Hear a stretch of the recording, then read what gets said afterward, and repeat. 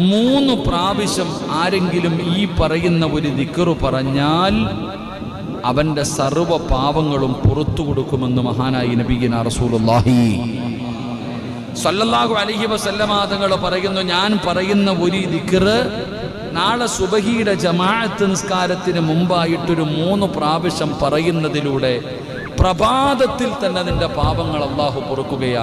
നാളെ സുബഹിക്ക് മുമ്പായിട്ട് തന്നെ നമ്മുടെ പാപങ്ങൾ നമുക്ക് കഴുകി ശുദ്ധമാക്കാൻ കഴിയും. അള്ളാഹു ഭാഗ്യം തരുമാറാകട്ടെ, അള്ളാഹു ഭാഗ്യം തരുമാറാകട്ടെ. ഇൻഷാ അല്ലാഹ് ചെയ്തൂടെ?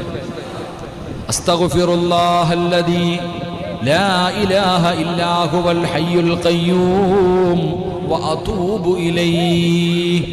3 പ്രാവശ്യം പറയണം. അസ്തഗ്ഫിറുല്ലാഹ് അസ്തഗ്ഫിറുല്ലാഹ് അല്ലദീ ലാ ഇലാഹ ഇല്ലാ ഹുവൽ ഹയ്യുൽ ഖയ്യൂം വഅതൂബു ഇലൈഹി. അസ്തഗ്ഫിറുല്ലാഹ് അല്ലദീ ലാ ഇലാഹ ഇല്ലാ ഹുവൽ ഹയ്യുൽ